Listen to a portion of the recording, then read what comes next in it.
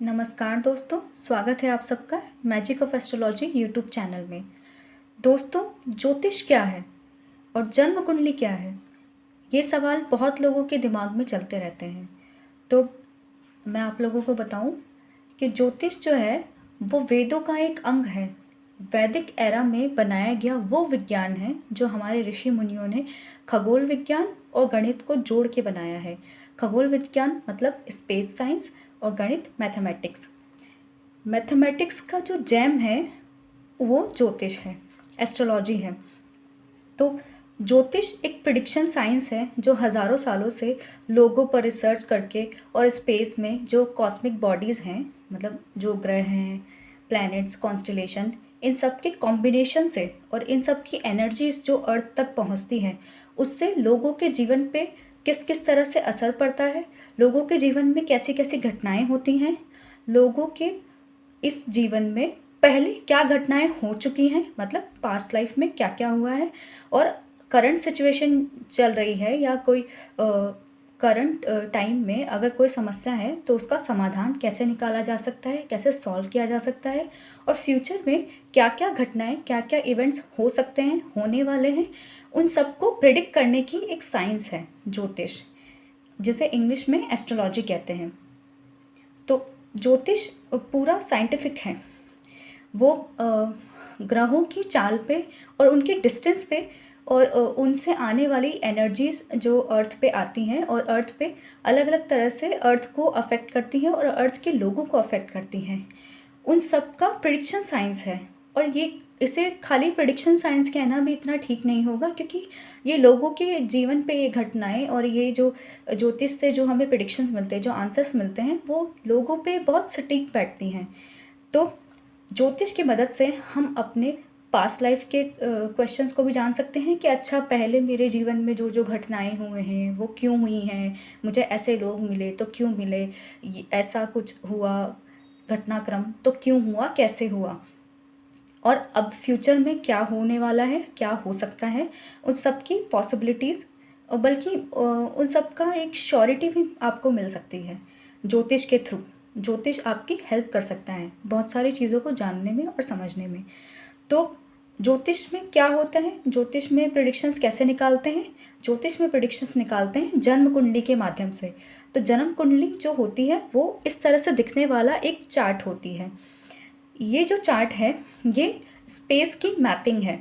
मतलब अगर आप अभी आज के वक्त जिस किसी भी स्थान पे खड़े हैं, ठीक है, आप जिस किसी भी शहर में हैं, जिस किसी भी स्थान पे हैं, वहाँ से आसमान को देखने पे, मतलब स्पेस को देखने पे आपको कुछ ग्रह दिखाई देंगे, प्लैनेट्स। जिन बहुत सारे ग्रहों को तो आप जानते ही हैं, सूर्य, चंद्रमा, मंगल, बुध, गुरु, शुक्र, शनि, ये सब हमें दिखाई देते हैं आसमान में, ठीक है। राहु और केतु नहीं दिखाई देते हैं। ये सब कॉस्मिक बॉडीज़ हैं, ये हमें दिखाई देती हैं आसमान में। और हमें कुछ कॉन्स्टलेशंस दिखाई देते हैं। कॉन्स्टलेशंस होते हैं तारा समूह जो अलग अलग शेप बनाते हैं। उन कॉन्स्टलेशंस को, उन तारा समूहों को कहते हैं राशि, ज़ोडिएक साइंस, ठीक है। तो कौन सा ग्रह कौन से ज़ोडिएक साइन में अभी प्रेजेंट है और किस स्पीड से चल रहा है, कितने डिग्री एंगल पे है, किस किस तरह से वो प्लेस्ड है, उन सारी चीज़ों का हमारे जीवन पर और हमारे जीवन में होने वाली घटनाओं पर, लोगों पर बहुत ज़्यादा असर पड़ता है। इन सबको कई सालों की, कई हज़ारों सालों की रिसर्च के बाद इनके आंसर्स निकाले गए हैं, कुछ फॉर्मूला डिराइव किए गए हैं इन सब के मदद से, तो जो हमारी लाइफ को प्रिडिक्ट करने में बहुत हद तक सफल होते हैं, ठीक है। तो ये जो हर किसी व्यक्ति की एक पर्टिकुलर जन्म कुंडली होती है, मतलब जिस समय जिस जगह आपका जन्म हुआ उस समय, अब मान लीजिए आपका जन्म हुआ है लखनऊ में, ठीक है, आपका जन्म 1990 में आपका जन्म लखनऊ में शहर में हुआ है। तो अगर सुबह के वक्त 1990 में लखनऊ में अगर आपका जन्म हुआ, देखिए ये वो कुंडली नहीं है जो मैं समय और ये परिस्थिति बता रही हूँ, ये वो वाली कुंडली नहीं है, किसी और जातक की कुंडली है, ठीक है। लेकिन एक एग्जाम्पल के तौर पे मैं बता रही हूँ कि मान लीजिए अगर आपका लखनऊ में जन्म हुआ है सुबह के वक्त, सुबह से 5 से 7 के बीच में लखनऊ में आपका 1990 के वक्त जन्म हुआ है, जनवरी महीने में मान लीजिए, तो उस वक्त आपके जन्म स्थान से मतलब लखनऊ से अगर हम स्पेस को देखें तो स्पेस में हमें कुछ इस तरह की चीज़ें दिखेंगी, जैसे कि ये 3 नंबर की राशि, 4 नंबर की राशि, 5 नंबर की राशि, 6 नंबर की राशि। ये जो नंबर लिखे हुए हैं ये राशियों के नंबर हैं, और ये जो नाम लिखे हुए हैं के से केतु, ये गुरु, ये मंगल, शुक्र, ये ग्रहों के नाम हैं। तो मतलब हम मान सकते हैं कि उस वक्त आसमान में देखने पे हमें 2 नंबर की राशि, 2 नंबर की जो कॉन्स्टलेशन है वृषभ राशि, उसमें हमें मंगल और शुक्र ये दोनों प्लैनेट्स उस राशि में, उस ज़ोडिएक साइन में अपीयर होते हुए दिख रहे हैं। और 1 नंबर की राशि में जो फर्स्ट राशि है उसके अंदर हमें सूर्य, बुध, चंद्रमा और शनि ये सब अपीयर होते हुए दिख रहे हैं। और जो 11 नंबर की राशि है कुंभ राशि, उसमें राहु दिखाई दे रहे हैं। जो 7 नंबर की राशि है तुला राशि, उसमें गुरु दिखाई दे रहे हैं। 5 नंबर की राशि में केतु दिखाई दे रहे हैं। तो इस सबको हम एक पेपर पे उतार सकते हैं कि अच्छा ऐसे ये राशियां हैं, इन राशियों में यहाँ पे प्लैनेट्स बैठे हुए हैं। तो अब कैसे पता चलता है कि अब ये हमने बताया कि ये राशि का नंबर है, ये 3 नंबर की राशि है, या 4 नंबर की राशि है, 5 नंबर की राशि है, 6 नंबर की राशि, ये इसके डिविजन्स का नंबर नहीं है। ये जो मैप है इस मैप को डिवाइड किया गया है। ये जो आप क्रॉस देख रहे हैं, फिर ये जो आप कर्व्स देख रहे हैं, इस तरह से इस पूरे चार्ट को डिवाइड किया गया है ताकि 12 डिविजन्स इसके किए जा सके और 12 राशियों को प्लेस किया जा सके। तो अब कैसे पता चलेगा कि 3 नंबर की राशि यहाँ पे आएगी सेंटर में, उसके बाद 4 नंबर की राशि यहाँ पे आएगी। तो अगर आपके जन्म के समय ईस्ट में, ठीक है, ईस्ट डायरेक्शन में आपका जो बर्थ प्लेस है वहाँ से ईस्ट डायरेक्शन में देखने पर उस वक्त अगर 3 नंबर की राशि दिखाई दे रही है तो ये जो सेंटर वाला रेक्टेंगल है जिसे जन्म कुंडली का फर्स्ट हाउस या लग्न हाउस या असेंडेंट हाउस कहेंगे, इस फर्स्ट हाउस में ये 3 नंबर की राशि आएगी। ठीक है, इसके बाद इसका जो नेक्स्ट पार्ट है, नेक्स्ट डिवीजन है, ये है ट्राइंगल। तो इस ट्राइंगल में इसकी अगली राशि आएगी 4 नंबर की राशि, और ये है आपकी कुंडली का सेकंड हाउस। तो कुंडली हमेशा एंटी क्लॉकवाइज चलती है। ये मैंने आपको पिछली वीडियो में भी बताया था, इस वीडियो में थोड़ा और एक्सप्लेन कर देते हैं। ये जो फर्स्ट रेक्टेंगल होगा सभी की जन्म कुंडली में, ये फर्स्ट, ये सेंटर वाला रेक्टेंगल ही लग्न होगा। ठीक है, लग्न या फर्स्ट हाउस ये सेंटर वाला रेक्टेंगल ही होगा। और आपके जन्म के समय ईस्ट डायरेक्शन में जो राशि दिख रही है वही राशि आपकी लग्न राशि हो जाएगी। इस जन्म कुंडली में 3 नंबर की राशि दिख रही है, मतलब मिथुन राशि, तो इनकी लग्न राशि क्या है? मिथुन राशि। और ये फर्स्ट हाउस में 3 नंबर की राशि आई है। ठीक है, और ये इसके नेक्स्ट आ गया सेकंड हाउस, क्योंकि कुंडली ऐसे चलेगी। ये जो 12 डिविजन्स है, जो 12 हाउसेस है, उनको हम ऐसे ऐसे काउंट करेंगे एंटी क्लॉकवाइज जाते हुए। तो जो सेकंड नंबर लिखा हुआ है यहाँ 4 नंबर की राशि आ गई सेकंड हाउस में, ये हाउस है सेकंड हाउस। अच्छा, मैं ऐसे रोमन नंबर में लिख देती हूँ ताकि आपको पता रहे। ये है फर्स्ट हाउस, ये है सेकंड हाउस, उसमें है 4 नंबर की राशि कर्क राशि। फिर है थर्ड हाउस, थर्ड हाउस में 5 नंबर की राशि सिंह राशि। फिर फोर्थ हाउस, फोर्थ हाउस में 6 नंबर की राशि। फोर्थ हाउस ये वाला जो रेक्टेंगल है ये फोर्थ हाउस हो गया। उसके बाद ये फिफ्थ हाउस, फिफ्थ हाउस में 7 नंबर की राशि तुला राशि। ठीक है, ये सिक्स्थ हाउस, सिक्स्थ हाउस में 8 नंबर की राशि। उसके बाद फिर एक रेक्टेंगल आया, ये है सेवन्थ हाउस, सेवन्थ हाउस में 9 नंबर की राशि धनु राशि। उसके बाद एट्थ हाउस, एट्थ हाउस में 10 नंबर की राशि मकर राशि। उसके बाद नाइन्थ हाउस, नाइन्थ हाउस में 11 नंबर की राशि कुंभ राशि। ये है टेंथ हाउस, टेंथ हाउस में 12 नंबर की राशि मीन राशि। ये है 11th हाउस, उसमें 1 नंबर की राशि आई मेष राशि। और ये है आपका आखिरी house 12th house, 12th house में 2 नंबर की राशि वृषभ राशि आई। ठीक है, अब आपको पता चल गया ये हाउसेस के नंबर लिखे हुए हैं। तो वो जो मैपिंग होती है आसमान में कौन कौन से ज़ोडिएक साइंस दिख रहे हैं, उस कौन से ज़ोडिएक साइन में कौन सा ग्रह बैठा हुआ है, उसको मैप करने के लिए इस तरह का चार्ट बनाते हैं। इसी चार्ट को जन्म कुंडली, वैदिक चार्ट, लग्न chart, D1 chart, divisional chart 1, इस तरह के अलग अलग नामों से जाना जाता है, या फिर सिंपली इसे कुंडली भी कह दिया जाता है। तो कुंडली इस तरह से दिखने वाला एक मैप होती है, ये आसमान का मैप है। ईस्ट डायरेक्शन में जो पहली राशि दिखेगी वही आपके जन्म के समय, आपके जन्म के स्थान से ईस्ट डायरेक्शन में जिस नंबर की राशि दिखेगी वही राशि आपके फर्स्ट हाउस में या लग्न हाउस जिसे बोलते हैं उसमें प्लेस्ड होगी और वो आपकी लग्न राशि होगी। उसके बाद वाली राशि उससे एंटी क्लॉकवाइज जाते हुए। ठीक है, अब आपको समझ में आ गया कि राशियाँ कैसे प्लेस्ड होती हैं और ये हाउसेस कैसे प्लेस्ड होते हैं। ठीक है, अब कौन से हाउस में कौन सी राशि है ये भी आपको उस वक्त का आसमान, उस वक्त का स्पेस देख के पता चल जाएगा। ठीक है, फिलहाल मंगल की डिस्टेंस या फिर मंगल की मतलब आपके जन्म के समय मंगल की डिस्टेंस या फिर मंगल की पोजीशन कुछ ऐसी थी कि वो 2 नंबर के ज़ोडिएक साइन में मतलब 2 नंबर की राशि में नज़र आ रहा था। और आपका जन्म जब हुआ था तब 3 नंबर की राशि लग्न में थी, तो अब ये 2 नंबर की राशि तो आपके लिए 12th हाउस हो गई। तो आपके 12th हाउस में आ गए मंगल, और शुक्र भी उस वक्त मंगल के साथ ही थे, लगभग आसपास ही थे। तो आपके 12th हाउस में मंगल और शुक्र दोनों आ गए, और कहाँ आ गए? 2 नंबर की राशि में आ गए।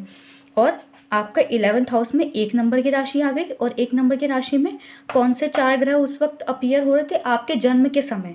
ठीक है, सूर्य, बुध, चंद्रमा, शनि। ये मैं पर्टिकुलरली किसी एक इंसान के बारे में नहीं कह रही हूँ, मतलब ये एक जातक की जन्म कुंडली है, उनका जब जन्म हुआ था तब उनके ऐसी राशियों में ये सब ग्रह प्लेस्ड थे। उसके एग्जाम्पल के माध्यम से मैं आपको समझा रही हूँ कि जन्म कुंडली में हाउसेस कैसे होते हैं, फिर कौन से हाउस में कौन सी राशि पड़ती है और कौन सी राशि में कौन सा ग्रह प्लेस्ड होता है। अब आपको समझ में आ गया होगा काफ़ी हद तक, मोटे मोटे तौर पे।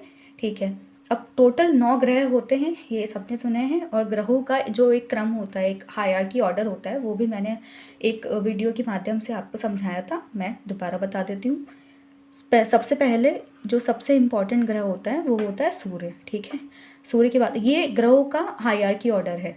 ठीक है, सूर्य राजा होता है, सूर्य के बाद चंद्रमा रानी होती है, और चंद्रमा के बाद आते हैं मंगल, मंगल होते हैं सेनापति, और मंगल के बाद आते हैं बुध, बुध होते हैं राजकुमार, बुध के बाद आते हैं गुरु, तो गुरु होते हैं देवताओं के गुरु, शुक्र, उसके बाद आते हैं शुक्र, तो शुक्र हैं दानवों के गुरु मतलब राक्षसों के गुरु, और इन्हें राज्य मंत्री का दर्जा भी प्राप्त है। उसके बाद आते हैं शनि, शनि जो है सेवक हैं, राजा के सेवक। फिर उसके बाद आते हैं राहु और केतु। अब इन सारे ग्रहों के जो मैंने नाम लिए शनि तक, सूर्य से लेकर शनि तक मैंने जितने ग्रहों के नाम लिए, इन सारे ग्रहों को तो आपने आसमान में देखा है, लेकिन राहु और केतु नाम के किसी ग्रह को आपने नहीं देखा है, आप देखेंगे भी नहीं, क्योंकि राहु और केतु कॉस्मिक बॉडीज़ नहीं हैं, खगोलीय पिंड नहीं हैं। ये सब खगोलीय पिंड हैं, इसलिए आपने इनको स्पेस में देखा हुआ है, आसमान में देखा हुआ है, लेकिन ये खगोलीय पिंड नहीं है, ये सिर्फ एक छाया है। ठीक है, किसी ग्रह की छाया। ठीक है, आप इसे छाया मान लीजिए, ये सिर्फ छाया है, असल में ये खगोलीय पिंड नहीं है, ये ग्रह नहीं है। और सबने साइंस में पढ़ा होगा, विज्ञान में बचपन में, कि सूर्य ग्रह नहीं है, सूर्य तो तारा है। ठीक है, ये सत्य भी है कि सूर्य तो तारा है, लेकिन ज्योतिष में इन सब खगोलीय पिंडों को और इन सब का हमारे ऊपर क्या असर पड़ता है, इसको समझाने के लिए इन सबको एक ही नाम दिया है, ग्रह। ग्रह कह के ही इन सबको बुलाया है। ठीक है, इसलिए सूर्य को भी ज्योतिष में केवल ग्रह कहा जाता है, वैसे सूर्य ग्रह नहीं है, सूर्य एक तारा है, स्टार है। ठीक है, सूर्य को भी ग्रह कहा जाता है, चंद्रमा को ग्रह कहा जाता है, जबकि चंद्रमा तो उपग्रह है, सैटेलाइट है, अर्थ की नेचुरल सैटेलाइट है, लेकिन इसको भी ग्रह कहा जाता है। इन सबको पढ़ने के लिए, एक साथ पढ़ने के लिए इन सबको एक ही नाम से बुलाया जाता है, ग्रह कहकर। ठीक है, अब जिनको ये डाउट था, कन्फ्यूजन था कि सूर्य तो ग्रह ही नहीं होता, तो फिर ये ज्योतिष में इस तरह की बातें क्यों होती हैं कि सूर्य ग्रह है, तो ये खाली इनको नाम दिया गया है, इनको पढ़ने के लिए, इनके असर को पढ़ने के लिए। ठीक है, बाकी सूर्य ग्रह, चंद्रमा ग्रह, मंगल ग्रह, बुध ग्रह, गुरु, शुक्र, शनि, ये सब तो आपको आसमान में दिखेंगे, लेकिन राहु और केतु नहीं दिखेंगे, क्योंकि ये खगोलीय पिंड नहीं है। ठीक है, अब आप जानते हैं कि टोटल 12 राशियाँ होती हैं, तो कौन से ग्रह की कौन सी राशि है, मतलब अब आप सोचेंगे कि 1 नंबर की राशि में सूर्य बैठा हुआ है, अब यहाँ पे आपने सूर्य के आगे 5 नंबर की राशि और आगे उसका नाम भी लिख दिया सिंह, तो अब ये क्या कन्फ्यूजन है? तो ये कन्फ्यूजन नहीं है, मैं आपको क्लियर कर दूं कि उस वक्त आसमान में ट्रैवल करते वक्त, मतलब सूर्य तो वैसे ट्रैवल नहीं करता है, अर्थ जब ट्रैवल करती है तो हमें अपेरेंटली सूर्य राइज होता हुआ और फॉल होता हुआ दिखाई देता है, सनराइज और सनसेट हमें दिखाई देता है। ठीक है, तो उस तरह से हम सूर्य को मूव करते हुए देखते हैं, ठीक है। तो जब ये मान लीजिए कि सूर्य जब मूव कर रहा था तो सूर्य 1 नंबर की राशि में था उस वक्त, जिस वक्त आपका जन्म हुआ या फिर जिस जातक की कुंडली जब इनका जन्म हुआ तब 1 नंबर की राशि में सूर्य था। लेकिन सूर्य कौन सी राशि का स्वामी है ना, कौन सी राशि का लॉर्ड है, वो कौन सी राशि को रिप्रेजेंट करता है, वो मैंने यहाँ पे लिखे हैं, ठीक है। कौन से ग्रह की कौन सी राशि है, कौन सा ग्रह किस राशि का स्वामी है, किस राशि का लॉर्ड है, वो मैंने यहाँ पे लिखा है। तो आज की बेसिक्स की क्लास में बस इतना ही। अब मैं आपको बता देती हूँ कि कौन से ग्रह की कौन सी राशि है, उसके बाद इस क्लास को आज हम ख़त्म करते हैं। सूर्य की राशि होती 5 नंबर की राशि, सिंह राशि, ठीक है। तो राशियों का भी एक ऑर्डर है, जैसे ग्रहों का ये ऑर्डर है, मैंने ग्रहों का ऑर्डर लिखा है, राशियों का भी एक ऑर्डर है। तो पहले नंबर की राशि हमेशा मेष राशि होती है और दूसरे नंबर की राशि होती वृषभ राशि, ठीक है। तो कौन सी राशि, कौन से नंबर की राशि किसको मिली हुई है, वो भी मैंने बताने के लिए राशि के नाम के आगे उनका नंबर लिख दिया है, ठीक है। यहाँ तक क्लियर है। सूर्य की होती है 5वें नंबर की राशि सिंह राशि, चंद्रमा की होती है 4थे नंबर की राशि कर्क राशि, मंगल की होती है पहले नंबर की राशि मेष राशि और 8वें नंबर की राशि वृश्चिक राशि। मंगल 2 राशियों का स्वामी है। बुध की होती है 30वें नंबर की राशि मिथुन राशि और 6ठे नंबर की राशि कन्या राशि। गुरु की होती है 9 नंबर की राशि धनु राशि और 12 नंबर की राशि मीन राशि। शुक्र की भी 2 राशियां हैं, दूसरे नंबर की राशि वृषभ राशि और 7वें नंबर की राशि तुला राशि। शनि की भी 2 राशियां हैं, 10वें नंबर की राशि मकर और 11वें नंबर की राशि कुंभ। राहु और केतु की अपनी कोई राशि नहीं होती है। राहु और केतु जिस राशि में बैठ जाते हैं वही उनकी राशि मान ली जाती है प्रिडिक्शन देने के लिए या आपको आपके सवालों का जवाब देने के लिए, जन्म कुंडली को पढ़ने के लिए। राहु और केतु ये दोनों ग्रह जिस किसी भी राशि में बैठ जाते हैं वही उनकी राशि मान ली जाती है, ठीक है। इसलिए इनके आगे कोई राशि नहीं लिखी है, ठीक। अब जन्म कुंडली क्या होती है, ज्योतिष क्या है और कौन कौन से ग्रह होते हैं, किस ग्रह की कौन सी राशि होती है, कैसे कैसे हाउसेस होते हैं, ये सब आपने आज के वीडियो में जान लिया है। बाकी के आगे के बेसिक्स हम आगे की वीडियो में क्लियर करेंगे। धन्यवाद।